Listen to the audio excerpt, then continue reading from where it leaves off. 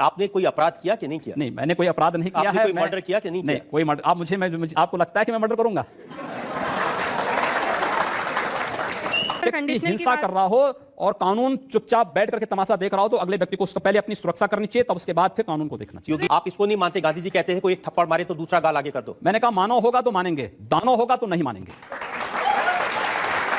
समर्थन करेंगे।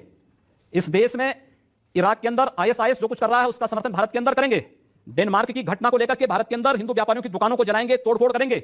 म्यांमार की घटना को लेकर के आजाद चौक, आजाद मैदान की घटना को जो दोहरा करके शहीद स्मारक को तोड़ेंगे, तो भाई हाथ पे हाथ धरे हुए हम भी नहीं बैठेंगे। फ्रेंड्स, यूपी के मुख्यमंत्री योगी आदित्यनाथ जो कि रौद्र रूप और बेबाक भाषण देने वाले ब्रांड फायर ब्रांड नेताओं में जाने जाते हैं, जो कि आज रजत शर्मा ने अपने सवालों के कटघरे में खड़ा किया तो उन्होंने बड़े ही बेबाक तरीके से उन्हें एक एक सवालों का उत्तर दिया, जो कि देखने के लायक है। चलिए वीडियो को स्टार्ट करते हैं। अगर अच्छा लगे तो लाइक कीजिएगा, चैनल पे नए तो सब्सक्राइब कीजिएगा। इसको बाघ को, टाइगर को दूध पिला रहे हैं। टाइगर जैसा साहस जिसमें होगा वही टाइगर को दूध पिला सकता है। तो क्या इंप्रेशन देना चाहते हैं? क्योंकि आपके लोग नारा लगाते हैं उत्तर प्रदेश में रहना है तो योगी योगी कहना है। तो योगी बनाना तो अच्छी बात है। भगवान कृष्ण ने भी यही तो संदेश दिया था। एक निष्काम कर्म योग की प्रेरणा देने की बात कर रहा हूं मैं, और अगर उसका अनुसरण लोग करते हैं तो अच्छी बात होगी। इसका भी अनुसरण करें। आपके खिलाफ बहुत सारे क्रिमिनल केसेस हैं। हाँ, मेरे खिलाफ 2 केसेस हैं। मर्डर का केस है, अटेम्प्ट टू मर्डर का केस है। देखिए, मेरे पास उस पे फाइनल रिपोर्ट जो जांच एजेंसी थी उसने पहले उसमें फाइनल रिपोर्ट लगा चुकी है। दूसरा केस मेरे खिलाफ दंगा भड़काने का होगा, वो तब जब मैं जेल में था, तब मेरे खिलाफ जब मुझे 107-16 जिसकी आप बात कर रहे थे, जिस भाषण का आप उल्लेख कर रहे थे, उसी मामले में जब मैं हिंदू लड़के के हत्या के बाद मुझे जेल में बंद किया गया था और 107-16 के उस इलीगल डिटेंशन के मामले को कोर्ट ने खारिज कर दिया था, तो मेरे खिलाफ एक मुकदमा दर्ज उत्तर प्रदेश सरकार ने फिर किया था। आप कह रहे हैं मुकदमे झूठे हैं? नहीं, झूठा नहीं, उसका मामला कोर्ट में चलेगा, कोर्ट उसका फैसला करेगा। आपने कोई अपराध किया कि नहीं किया? नहीं, मैंने कोई अपराध नहीं किया आपने है। कोई मर्डर किया कि नहीं किया? नहीं, कोई मर्डर। आप मुझे आपको लगता है कि मैं मर्डर करूंगा?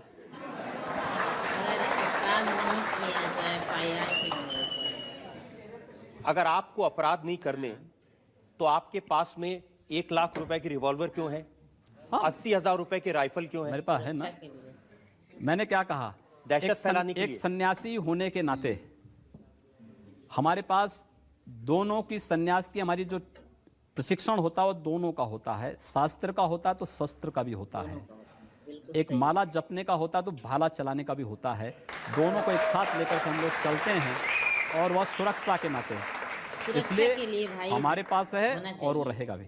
तो हमारे जैसे लोगों को आपसे सवाल पूछने से डरना चाहिए? नहीं, कोई रिवॉल्वर निकल जाए। कोई डर नहीं। मैं कभी उसका इस्तेमाल नहीं करता हूं, और मुझे लगता है कि उससे भयभीत होने की आवश्यकता नहीं। बिल्कुल सही।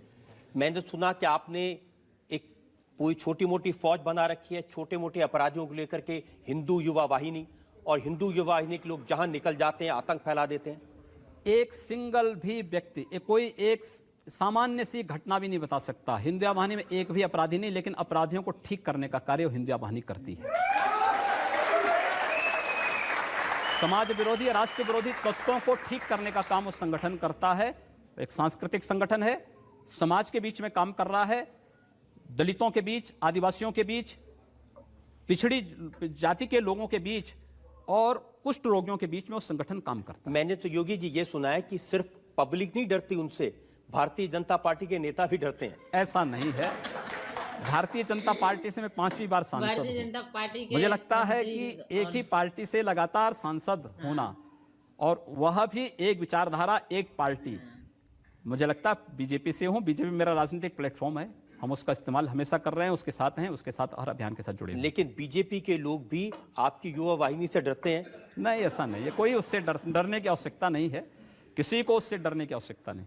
और इतना डरते हैं कि आप कह रहे हैं उनके खिलाफ कोई केस नहीं है?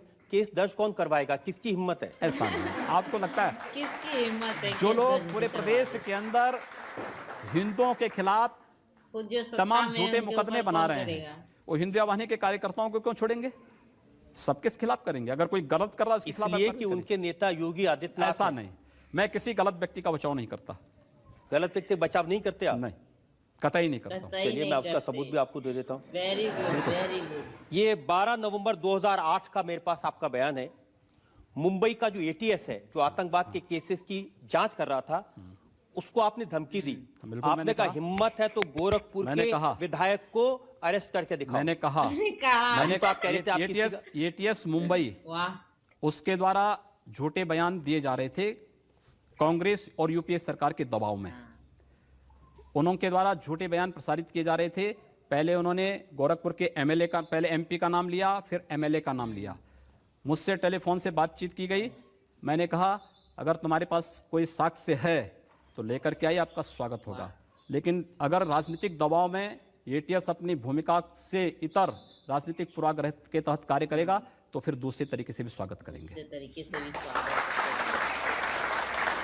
तो इसका मतलब ये हुआ कि आप न किसी कानून को मानते हैं, न किसी नहीं, एटीएस को ऐसी मानते बात हैं, नहीं है। न किसी इंक्वायरी एजेंसी को मानते हैं, न पुलिस को मानते हैं। मेरा भारत के संविधान पर अटूट विश्वास है। मुझे भारत लगता है के आपका कानून- सिर्फ अपने ऊपर विश्वास है भारत और के किसी पर कानून नहीं। पर विश्वास है और निष्पक्ष एजेंसियों पर मेरा पूरा विश्वास है।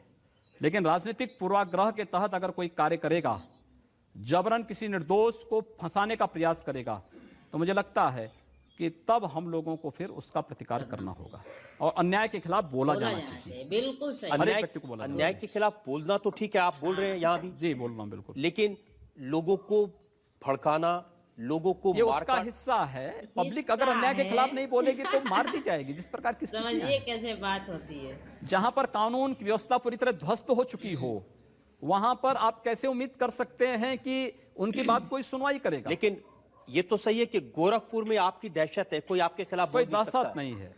हर वहाँ मैं एक मैंने सुना आपने बांस फोड़ हिंदू मंच बनाया है। नहीं, हम लोग देखिए, हर जाति के लोगों को हम लोगों ने वहां संरक्षण दिया है। जान लो। आप ईस्टर्न यूपी में लगभग 56 गांव है, बनटांगिया गांव, वन्य ग्राम है। आजादी के 67 वर्षों के बाद भी उन लोगों को मत देने का अधिकार नहीं हो पाया है। बुनियादी सुविधाओं से वंचित हैं। उनके बीच में हम लोग काम कर रहे हैं।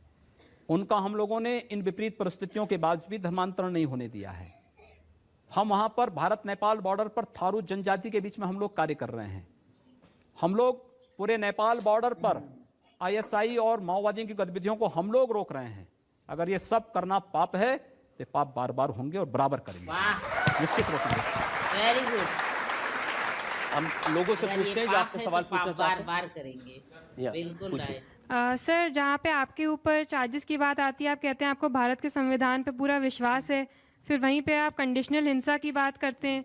तो अगर भारत का हर युवक उससे प्रेरित हो जाए, ये सोचने लगे अपनी बुद्धि के हिसाब से कि पूरा सारा लीगल सिस्टम बेकार है, तो ऐसे तो फिर सारा संविधान का क्या होने का फ़ायदा है? देखिए, लोकतांत्रिक आंदोलन करना और लोकतांत्रिक तरीके से अपनी बात और उसका उस प्रकार का प्रदर्शन करना इस देश के प्रत्येक नागरिक का अधिकार है। और उसको करने का मुझे लगता है कि उत्तर प्रदेश जैसे राज्य में आप क्या ये उम्मीद करते हैं कि वहाँ का शासन या वहाँ का कोई प्रशासन किसी गरीब, किसी कमजोर या किसी पीड़ित व्यक्ति की आवाज़ को सुन रहा है? वहाँ पर अगर लोग आंदोलन नहीं करेंगे, जनता के बीच में सड़कों पर नहीं उतरेंगे, तो क्या करेंगे उसके बाद? हिंसा की बात हो रही है ना। हिंसा की बात तब जब अगला सर, व्यक्ति कंडीशनल की हिंसा बात- कर रहा हो और कानून चुपचाप बैठ करके तमाशा देख रहा हो, तो अगले व्यक्ति को उसका पहले अपनी सुरक्षा करनी चाहिए, तब उसके बाद फिर कानून को देखना चाहिए। योगी जी, डिसाइड कौन करेगा? महात्मा गांधी के देश में हिंसा की बात करना, गांधी जी ने सिखाया था ना, अनशन करो, प्रदर्शन करो, धरना दो, हाथ मत उठाओ। गांधी जी की बात उन मानवीय संवेदनाओं और संवेगों के लिए है जिनके अंदर सचमुच मानवीय गुण हो। मानो अगला पक्ष हो, उसके सामने किया जा सकता है। जहां पूरी दानवीय दुष्प्रवृत्ति भरी हुई हो, उसके खिलाफ लड़ने के लिए तो आखिर व्यक्ति को कुछ तो उनको ध्यान आकर्षित करने के लिए, उनकी कुंभकर्णी निद्रा को ठीक करने के लिए कुछ तो करना पड़ेगा। निद्रा को तोड़ना वही होगा। होता है। आप इसको नहीं मानते? गांधी जी कहते हैं कोई एक थप्पड़ मारे तो दूसरा गाल आगे कर दो। मैंने कहा मानव होगा तो मानेंगे, दानव होगा तो नहीं नहीं मानेंगे। बहुत सही। अगर मानव है तो कोई बात नहीं, दानव है तो उसको यहाँ, हम अपना दूसरा गाल second दे row दो, में। थप्पड़ मैं आपसे ये मारो। पूछना चाहती हूँ कि आप समझते हैं कि हर इंसान को सबसे पहले अपनी रक्षा करनी चाहिए और उसके लिए अगर वो कानून को अपने हाथ में ले ले तो वो सही है? देखिए, ये देश काल और परिस्थिति पर निर्भर करता है। वहां की परिस्थिति कैसी है, वहाँ का देश और वहाँ का काल कैसा है, इस पर निर्भर करेगा। मुझे लगता है जब उत्तर प्रदेश जैसी स्थितियां पैदा हो जाएंगी तो लोगों को वहां पर कुछ तो करना चाहिए। हाथ पे हाथ धरा रहने से अच्छा है या प्रताड़ित होना, अपमानित होना, बार बार कटना और इस तरीके से जो चीजें हो रही हैं, इस प्रकार की घटनाओं को होने से अच्छा है कि जोरदार प्रतिकार करने के लिए तैयार करें, क्योंकि ये शरीर आपका तभी तक है जब तक इस शरीर में प्रतिरोधक क्षमता है। जिस दिन प्रतिरोधक क्षमता समाप्त हो जाएगी, शरीर रुग्ण हो जाएगा और फिर असमय समाप्त भी हो जाएगा। इसलिए असमय समाप्त होने से बचना है तो उस प्रतिरोधक क्षमता को अपने अंदर बनाने की तैयारी करें। योगी जी, आप तो यूपी की सरकार को धमकी दे रहे हैं। यूपी की सरकार को धमकी नहीं दे रहा हूं मैं उनको सलाह दे रहा हूं, और सलाह भी तो अच्छे लोगों को दी जाती है। वहां सलाह दें तो किसको दें? 5-5 लोग मुख्यमंत्री बने बैठे हैं, 5 लोग किसको दें? एक व्यक्ति होता तो एक व्यक्ति को कोई सलाह दे वहां पे। वो तो कहते हैं कि आप उत्तर प्रदेश में जिस तरह के बयानबाजी कर रहे हैं उससे सांप्रदायिक हिंसा भड़क रही है, उसकी वजह से मुजफ्फरनगर में दंगे हुए, उसकी वजह से सहारनपुर में दंगे हुए। मैं रहता गोरखपुर में हूं, मुजफ्फरनगर दूसरे कोने में पड़ता है। मैं एक और बात बताऊं, गोरखपुर और पूर्वी उत्तर प्रदेश में एक भी दंगे नहीं हुए, एक भी दंगा नहीं हुआ, और वहां पर कोई मुसलमान ये भी नहीं कह सकता कि उनका उत्पीड़न हो रहा है। अगर वहां हिंदू सुरक्षित है तो मुसलमान भी सुरक्षित है, लेकिन पश्चिमी उत्तर प्रदेश में अगर हिंदू सुरक्षित नहीं तो मुसलमान भी सुरक्षित नहीं है, क्योंकि ताली एक हाथ से नहीं बजेगी। ताली एक हाथ से कभी बहुसंख्यक नहीं समाज बजती है। सुरक्षित हो जाएगा तो अल्पसंख्यक अपने आप सुरक्षित है। लेकिन योगी जी, भगवान महावीर के देश में, भगवान बुद्ध के देश में हिंसा की बात करना, हाथ उठाने की बात करना, खून की बात हम करना, कब कर रहे हैं? अभी इतनी देर से कर रहे हैं आप। नहीं, मैं समर्थन नहीं कर रहा हूं। मैं कह रहा हूं कि अगर कोई सामने वाला व्यक्ति दानवीय प्रवृत्ति का है तो भाई दानवों के साथ तो दानव जैसा व्यवहार तो करने की तैयारी करनी पड़ेगी। मानव के रूप में आ रहा है, उसको गले से भी लगाइए। हमने जाति, मत, मजहब के आधार पर भेदभाव का मैं बिल्कुल विरोधी हूं। आप आश्चर्य करेंगे, गोरखपुर में उजाड़े जा रहे मुसलमान, 12 गांव के मुसलमान, जहां पे माननीय मोदी जी की रैली कराई थी हम लोगों ने 23 जनवरी को, और वहां का प्रशासन रैली नहीं होने देना चाहता था। वो सब मुसलमान मेरे सामने स्वयं आए कि साहब आप हमारे बीच में करवाइए रैली। मैंने कहा क्यों? तो इसलिए क्योंकि उनको उजड़ने से मैंने बचाया था। आखिर यही तो मुलायम सिंह यादव के नेतृत्व की पार्टी की सरकार है यूपी में। ये लोग तो उनको उजाड़ रहे थे। अब आप ठीक बात कर रहे हैं, बहुत देर बाद। नहीं, आप बहुत देर की बात नहीं, बहुत जो देर सच बाद होगा ठीक मैं वो बात कर बोलूंगा। रहे हैं। लेकिन अगर आप बटाला हाउस कांड का समर्थन करेंगे, इस देश में इराक के अंदर ISIS जो कुछ कर रहा है उसका समर्थन भारत के अंदर करेंगे, डेनमार्क की घटना को लेकर के भारत के अंदर हिंदू व्यापारियों की दुकानों को जलाएंगे, तोड़फोड़ करेंगे, म्यांमार की घटना को लेकर के आजाद चौक, आजाद मैदान की घटना को जो दोहरा करके शहीद स्मारक को तोड़ेंगे, तो भाई हाथ पे हाथ धरे हुए हम भी नहीं बैठेंगे, उसका मुंहतोड़ जवाब वहां पर देंगे। मेरी तो राय यह है कि मुंहतोड़ जवाब देने के बजाय सबको प्यार से समझाने की कोशिश करनी चाहिए, ये हमारी संस्कृति। तो फ्रेंड्स, आप लोगों ने देखा इस वीडियो में योगी आदित्यनाथ मुख्यमंत्री जी ने कैसे एक एक सवालों को बड़े ही प्रेम, बड़े ही सौहार्द, बड़े ही मार्मिक तरीके से एक एक सवाल का जो जवाब दिया, जो सुनकर बहुत अच्छा लगा।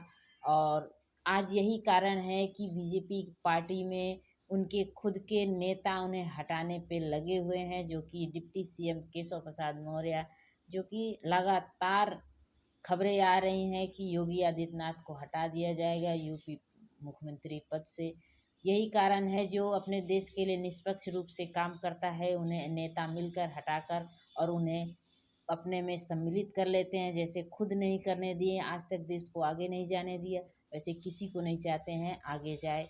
और आप लोगों की क्या राय है कमेंट बॉक्स में लिखिए, और अच्छा लगे तो लाइक कीजिए, चैनल पे नहीं तो सब्सक्राइब कीजिए। मिलते हैं नेक्स्ट वीडियो में नेक्स्ट रिएक्शन के साथ, तब तक के लिए बाय।